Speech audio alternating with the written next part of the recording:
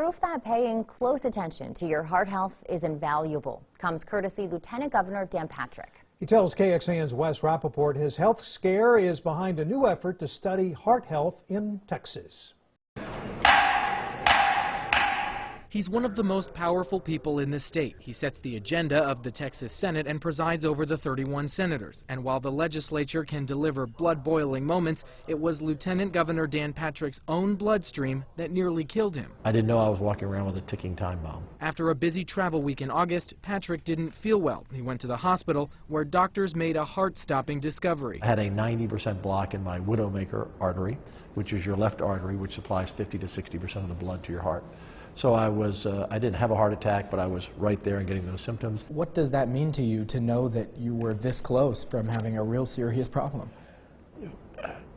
I'm very thankful to doctors of modern medicine. You realize that you might not have survived. Thank the Lord for getting me at the right place at the right time, in the right hands of the right doctors. This is the most common cause of death and illness in the United States. In this case, the coronary angiogram that the Lieutenant Governor had done is what is considered the standard, the gold standard for the diagnosis of coronary artery disease. Since then, Patrick has made that kind of next-level heart health a priority. He tasked the Senate Health and Human Services Committee to gather information, analyze costs, and study ways for state programs to collaborate on heart health. Sometimes it's legislation, sometimes it's just funding. I want us to be heart healthy, but I just want people to be aware. Wes Rapaport, KXAN News. After the Lieutenant Governor's health scare, he encouraged his staff to get checked out. One staffer discovered she had an irregular heartbeat and is getting treatment for it.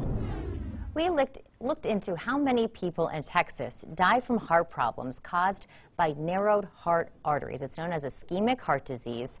The latest numbers are from 2015. The counties in red on this map show areas with the highest rate of people who died from the disease. And Hays, Travis, and Williamson counties, those were in the lowest tier.